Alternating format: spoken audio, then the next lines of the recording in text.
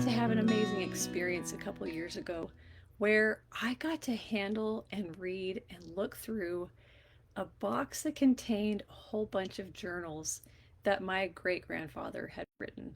And my husband discovered that they had been archived in a university library, special collections. And so while we were visiting, we got to go and get permission to access the journals, and I got to look at them and read through them and see his handwriting and see the funny stories and the memories that he was recording in his journals.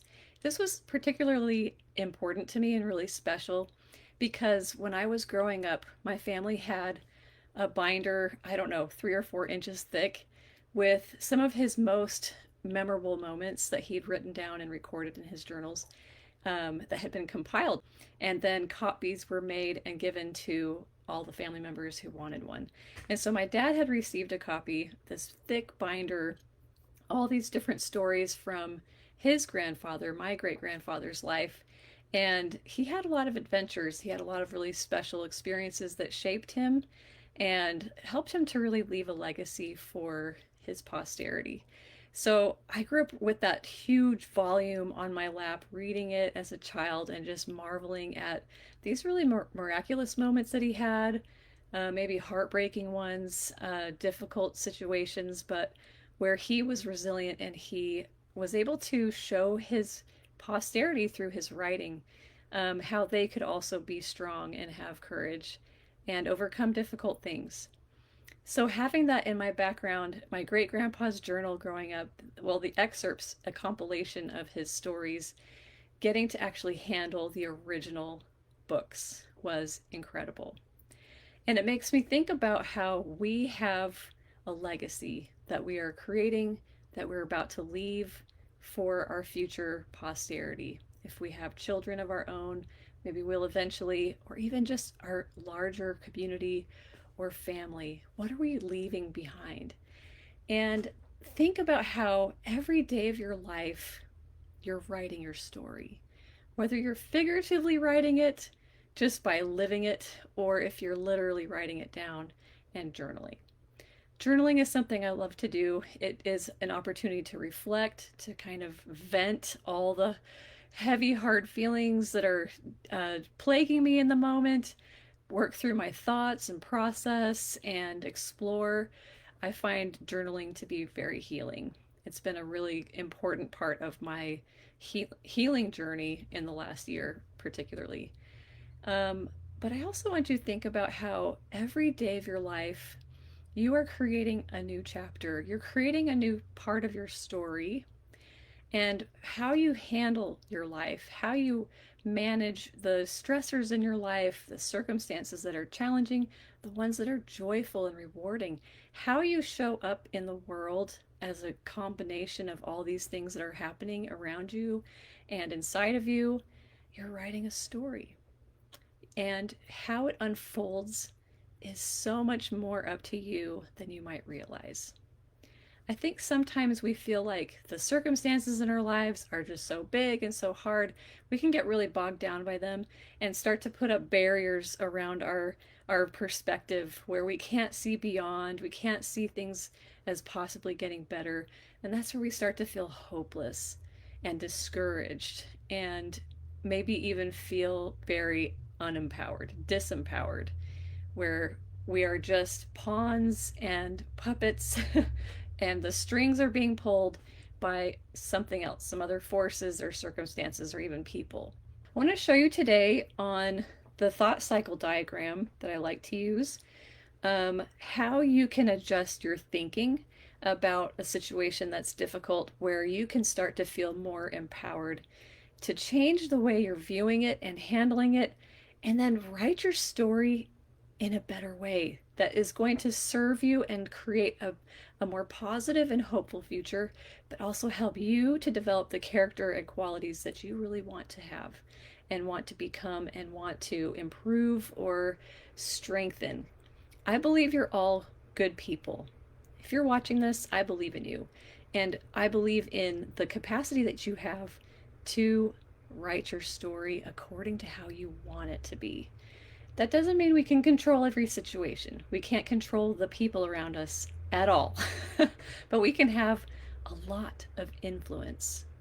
And our influence in improving relationships, in making our circumstances better, healthier, more sturdy, resilient, robust, creating that feeling of confidence and peace and hope for the future is very much in your hands. You do get to have a lot of influence. And the more you believe that, the more your brain is going to look for ways to make it happen.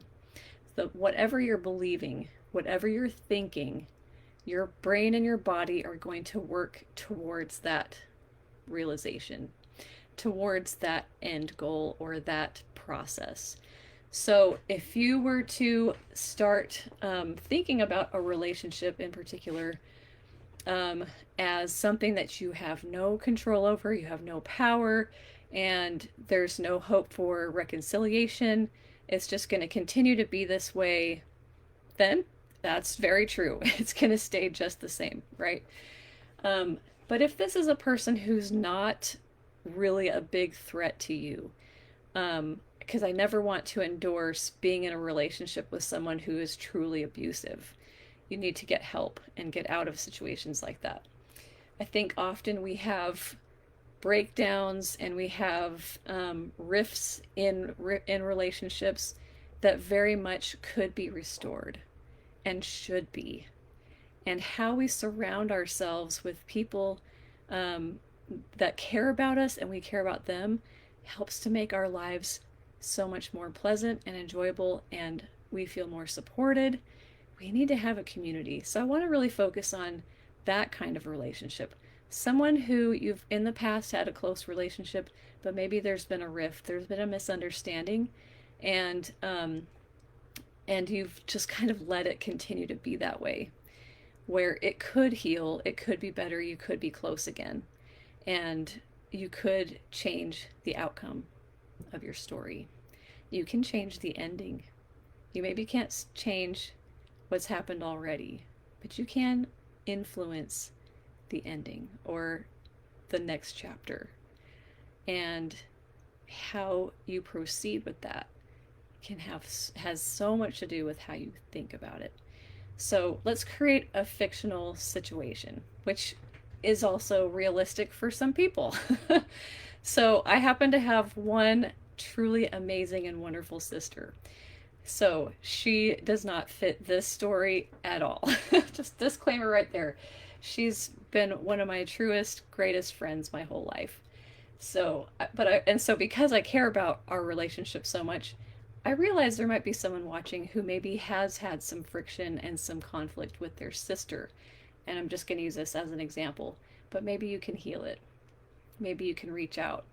And the way to do that is to start by believing that it can get better. So I'm going to show you this demonstration as an example. And let's say you have a sister that you had a falling out with. Now, a falling out I wouldn't put here in the circumstance cloud because that's very much a subjective description.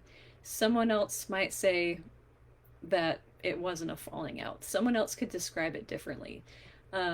She might even describe it differently. So because that seems to have a little bit more of a personal judgment or take on it, I wouldn't put that in the cloud. I wouldn't say the relationships had a fallout.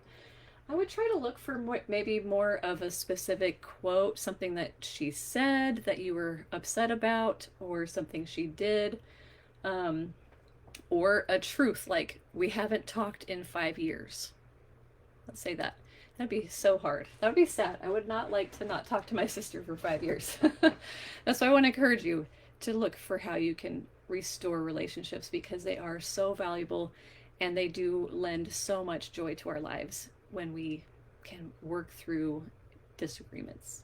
Okay, so let's pretend that you have a sister you haven't spoken to in 5 years. Okay, haven't talked to sister in 5 years. Okay, So that would be a circumstance. That could be something measurable, something that anyone could verify, yeah, it's true. They haven't talked in 5 years. So there's not really any judgment attached to it and personal interpretation. That's just what it is. They haven't talked. So if I were to think, I bet she's still mad at me. It's her fault we haven't talked for 5 years. Okay, let's start to put some of these thoughts that are going to continue to support that idea that we shouldn't reconcile. This is where it should be. Okay. And again, we're talking about the story that you're writing, your autobiography that you're writing in real time. And my name is Michelle Cox. I'm a certified life coach. I'm the CEO of the Changemakers of East Texas. And this is something that I really love to do. I love to help individuals, clients, whoever, think about how the way that they consider their circumstances, the way they look at them, and the meaning that they're creating and attaching to their circumstances has so much more power over what actually is the result than anything else. So let's look at our thinking. I'm thinking it's her fault.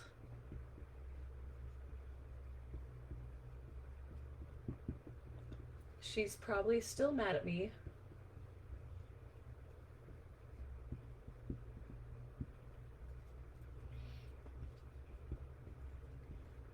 She should get over it.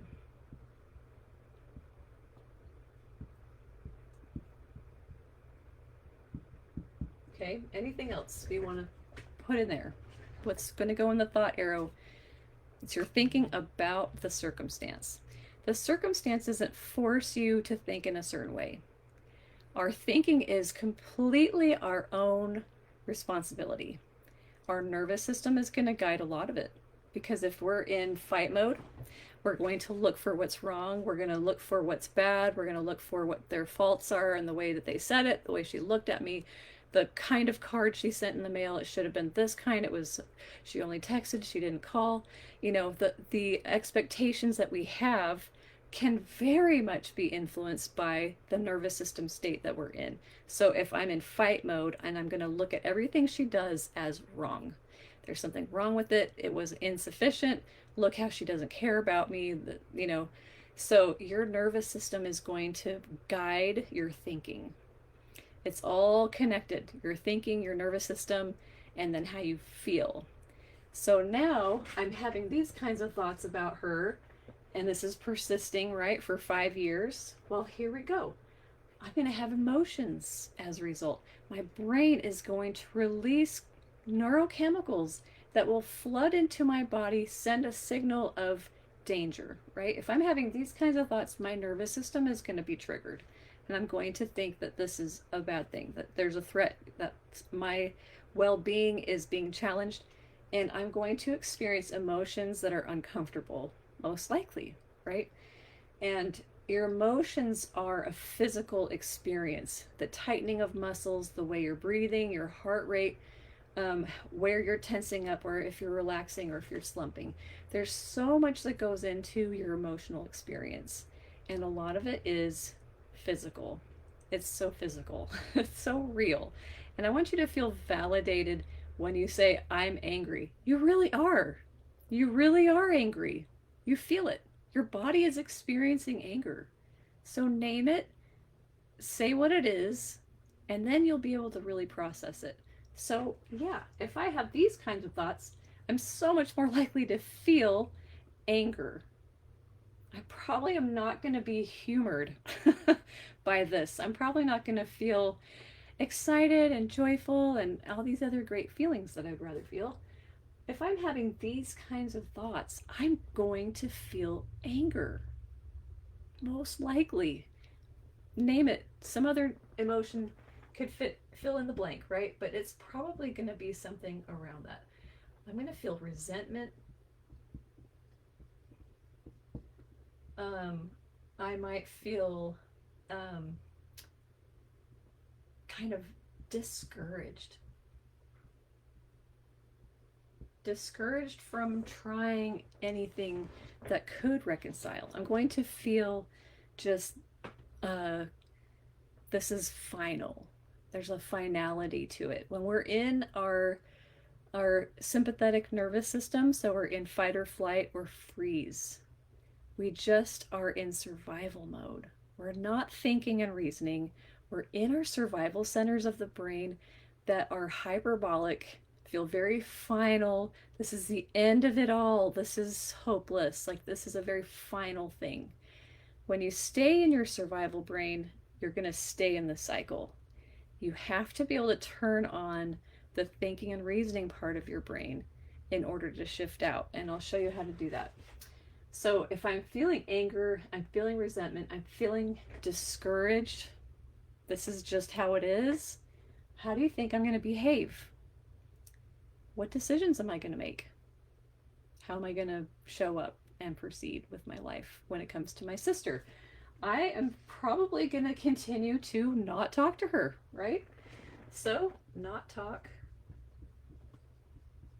And maybe there's family gatherings you're going to avoid, or avoid her at them.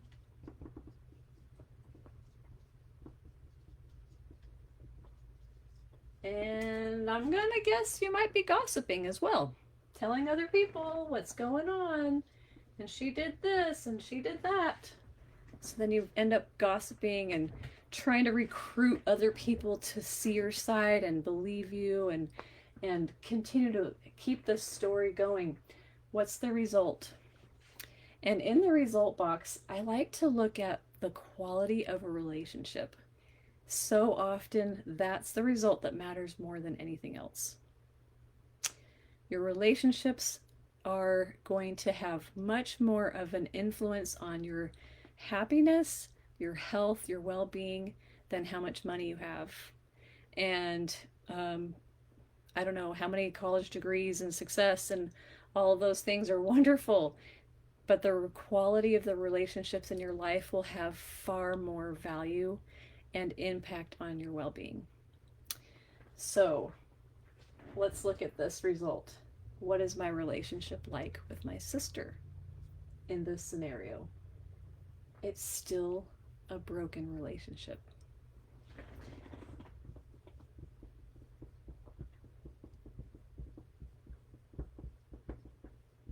Okay.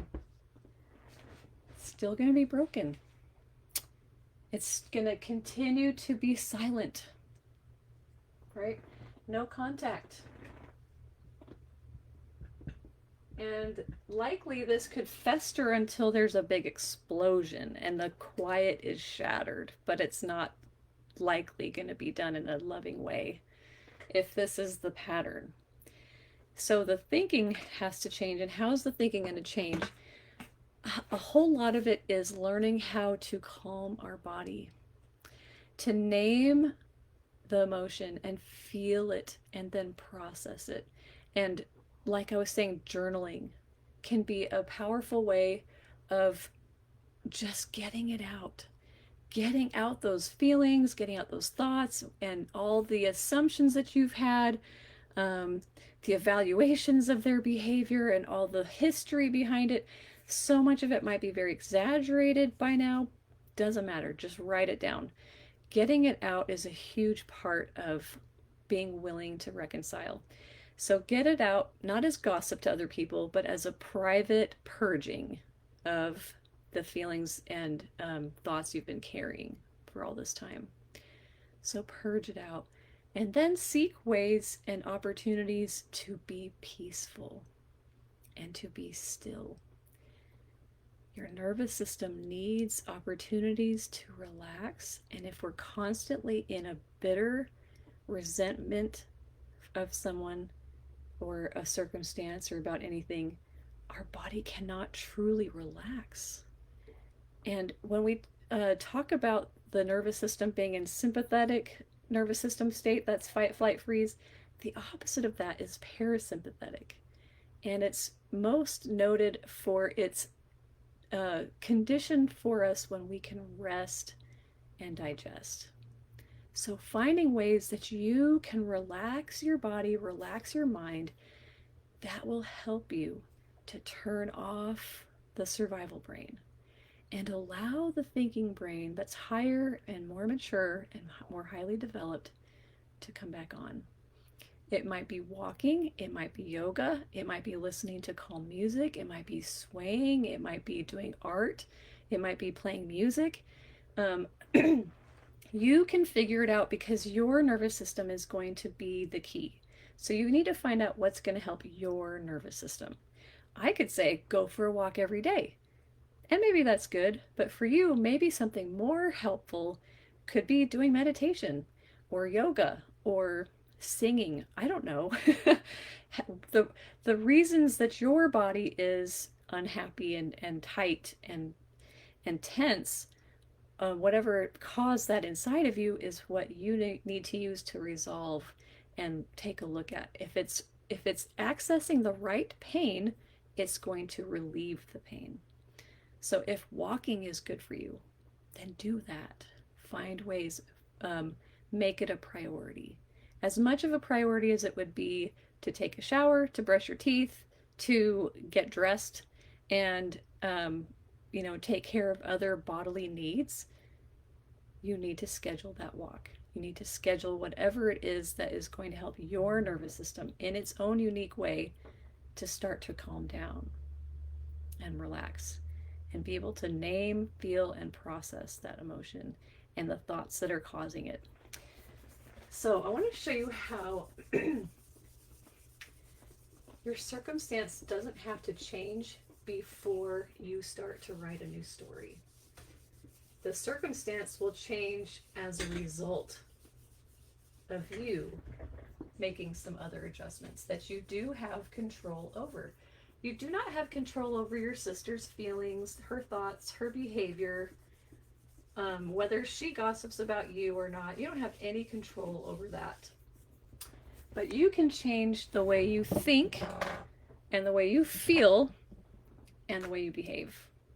So if you come to a point where you've done the work, you've purged yourself, you've done the thought download, the journaling, you've found ways to calm your body and start to open yourself up to be able to think in a different way. Now we're going to work through this cycle and create and find what that magical thought is that's going to change everything.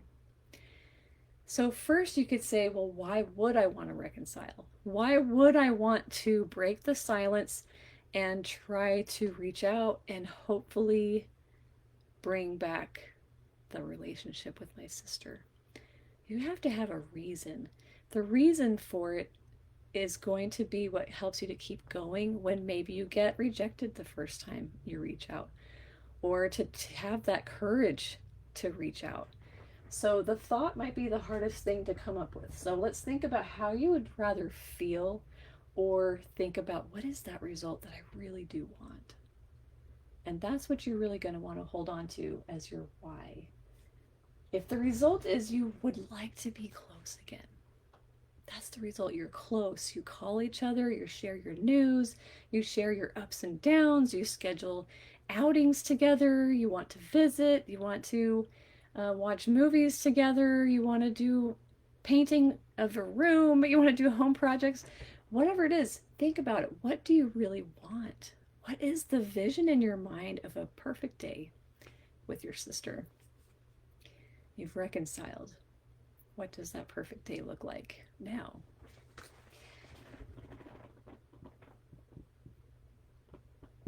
So the result might be excited to be around each other, to be together. You talk openly and frequently. Okay.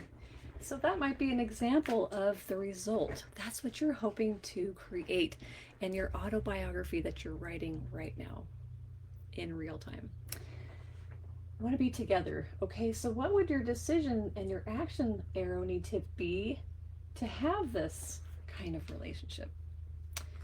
Your action might be to call her. Tell her you love her.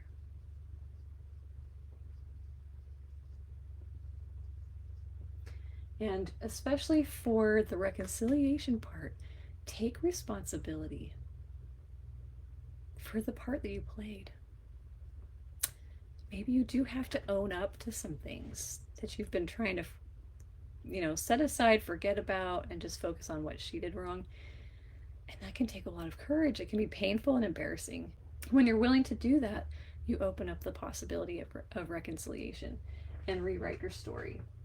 So tell her you love her, apologize, take responsibility. And I'm not saying to take responsibility for her actions or her feelings. You're going to just take responsibility for your own. How she responded to you 5 years ago was her business. It was her job to be whoever she was going to be, and she chose that. So you don't have to take responsibility for that. So if I am going to call her and tell her that I love her, that I want to reconcile, how am I going to feel in my body? What are the emotions I need to have in order to do that? So I've mentioned courage. There might need to be a little bit of sorrow for what's happened, sorrow that there's been a rift. So that might also include a little bit of grief. Grief can be really helpful in wanting to draw and reach out to someone and create connection. Grief can help you to do that. Grieving what was broken can lead you to want to then build what you still have around you, or to build new, something else. Restore. You're going to probably also feel love. You're going to think about the past, and you're going to remember the good times and the good qualities that she has, the things that you do admire and respect about her. And that's what's going to help your thinking brain to be back on, and not just in survival mode, which is about protecting you. Your thinking and reasoning brain is going to think about how to help her, how to build her up, how to make her life better, more comfortable, and be aware of what her needs are, and aware of, you're going to be so much more objective, to where then you can see the part you played and take responsibility. So that's what's happening up here. And that happens when you're calm. You have to process and get yourself into a calmer state, get that brain working in your favor. So kind of going backwards now, what would my thinking need to be? That magic spark to change the story from one of a broken relationship to one where there has now been reconciliation, and the past can be left in the past, and we can create a new future. Because every day we're choosing what is going to be in our story that we'll read later. 20 years later, I wish I would have reconciled. 20 years later, I'm so glad that we reconciled. What is it going to be? What's your story? What's going to be written, figuratively or literally? So the magic thought, and this is what has to be very unique and personal. I can offer my clients different thoughts, and they might I don't know about that, because it's not their own. They don't own it. It doesn't feel authentic for them. So I give them some options to think about that might help them to kind of start to navigate and kind of create what feels right for me, to create that thought that's going to create those emotions that then generates everything else. So the thought might be, I care about her, and I miss our relationship.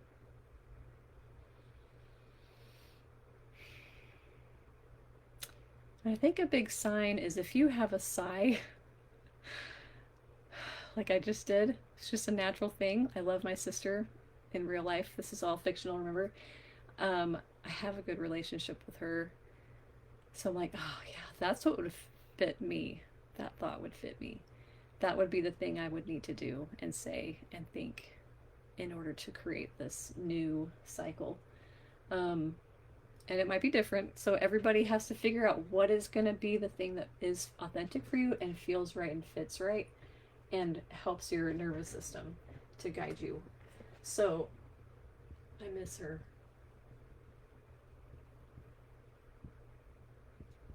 I care about her. See, now it's not just about me and what I'm getting. Oops. Start talking and then I write what I'm talking. I care about her.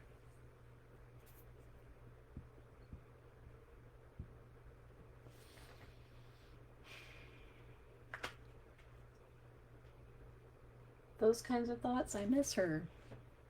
I care about her.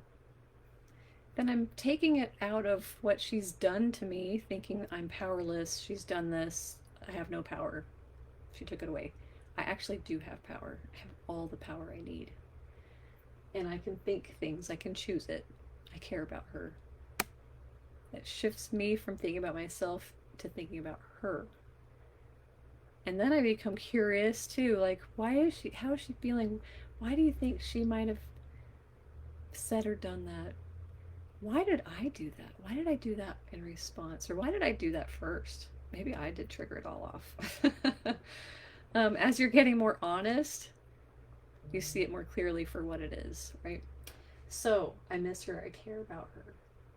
Then I start to have courage. I might feel first, and this is not in the right order. This is just a fictional scenario. But I might feel some sorrow first. Finally feel sorrow. Sorrow helps to break down that resentment. And then that opens up the feelings of love. And forgiveness. How about that? Let's add that on there.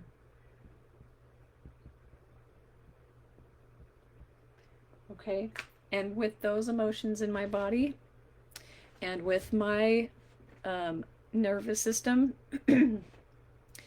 being regulated again, I'm now able to call her and say I'm sorry and tell her that I love her and apologize and take responsibility. And if that doesn't work, if she closes the door, hangs up the phone, give it time. Give her time. You made your effort.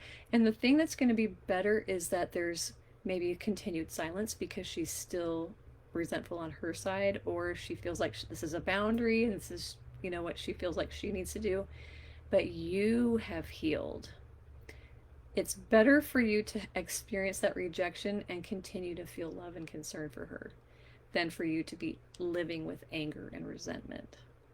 Those will tear you up and just eat you up inside and are physically harmful for your well-being, for your health. So it is better to try and to shift into a mode and an attitude of love and concern and feel that grief that she's rejected you for now. But then hope that in time things can get better. You, in the meantime, have done a tremendous work and a huge service for yourself in opening yourself up to want to reconcile. That's huge already. It is huge work and a huge accomplishment and a huge victory.